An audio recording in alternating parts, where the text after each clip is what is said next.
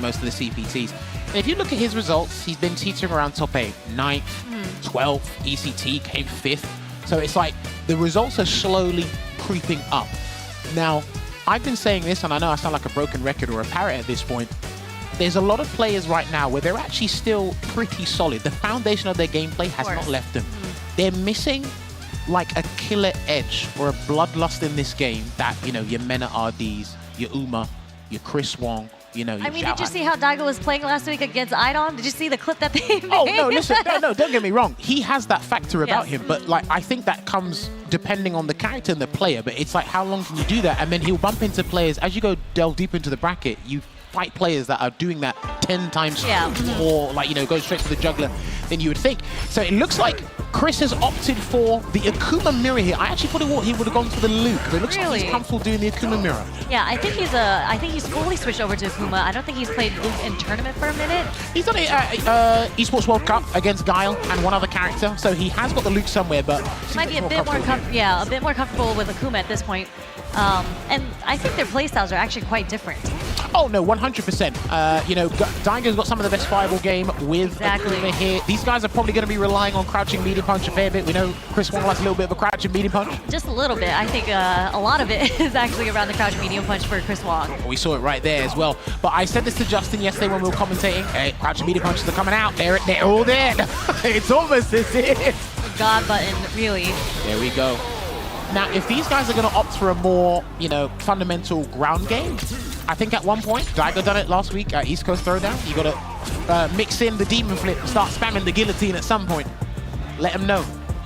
Yeah, and I feel like it's so difficult to go against Daigo when it comes to the ground game, right? The horizontal game, as you mentioned, because he has such a strong fireball game, and you can see him buffering right now. What exactly is he buffering? There you go, going to get that conversion into the heavy Tatsu here.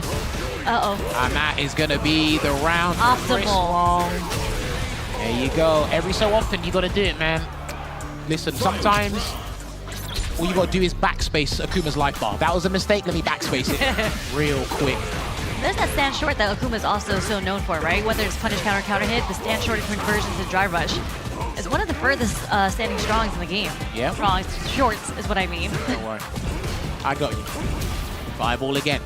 And since it's a mirror match, these guys are going to be employing the same tactics. It's just who does it better. And this is where you need that kind of drive gauge advantage, right? To kind of give yourself a little bit more leeway to make a mistake, force a guess if need be, check a drive rush at some point if need be. Here comes the drive impact. And side switch there from Chris Wong. Yeah, great recognition on Chris Wong's part there, just because Daigo was pressing stand medium kick so many times that one of these DIs were going to come out. Just backs away. They both got level 3. Next hit will win it for either player here. His health is literally about to shatter. And there is the conversion for the Beast. And he will take this round with that sip of calamity. Off that stand short once again. And this is the thing, right? You're playing a mirror match. You kind of want to restrict your buttons anyway as to what you want to do. What's going to give you the most mileage in the safest way possible? You mentioned before the crouching medium punch. Stand-like kick, as you've been alluding to as well. Funny enough, you actually haven't seen that many demon flips. Because you mentioned in the Kuma mirror match, that's kind of what it goes down to, right? The usage of demon flips. I think they're not really abusing the demon flip situation. Maybe because of their skills to be anti-air as well. And just a sign of respect to each other. It's like we can... Oh, there's one. I was going to say, there's no respect in this game. You do what you have to do to take the round at least. I mean, if that's the case, we've got to wait for a command grab then. Perfect parry. Demon flip, yeah, here they come now. Yeah, it's coming now. Setting up for the whiff punish too. Uh-oh. Right, so Daigo's had 1 of 3 reversals hit, and he has not been deterred at all. You can't be deterred. Oh, well. You can't be conditioned. That's not how you want to play the fighting game, right? No, this game, unpredictability is one of your biggest assets in this game. You just don't want it to like limit your options in that regard. And he's going to go for a safe jump here, Chris Wong. I feel like Chris Wong heard what we said about the demon flips, because we've seen so much success right now coming from these demon flips. He was building on it. He was building on it. That's going to be game 2 to Chris Wong here. And what a piece it will be to these two fine gentlemen. Daigo's ruminating at the moment. I could tell you one thing, but I'm just the backup dancer in this case. What would you as a backup dancer do then? I would not DP. 2 DPs have missed, and like Chris Wong, and half of his damage has come from those block DPs. I feel like I would say, if you're going to demon flip on me, I'm going to demon flip on you back. I think you just, yeah, well, you know what? Right on cue. Sherry, this is why they bring you on board. Right on cue. And you can just see the difference in pace from Daigo now. He's playing so much. These are like 3 drive rushes in neutral in a row. Air to air, and he's going to get a beautiful conversion here. Going to splurge a lot of meter on that. It's a ginormous amount of damage for that Chris Wong. I know it's Akuma, but wood throw again. Just walk up throw, and a lovely crouch meeting kick conversion there from Daigo.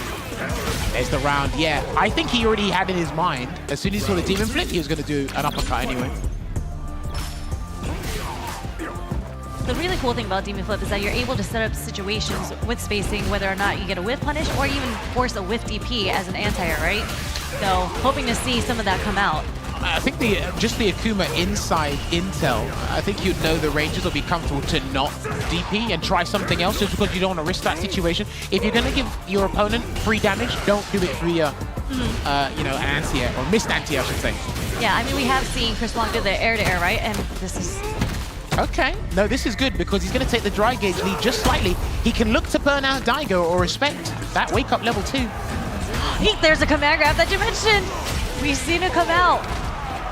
And what a time to do it. Chris Wong takes it 2-1 over Daigo, knocking him into the losers, which actually means Chris Wong is going to be going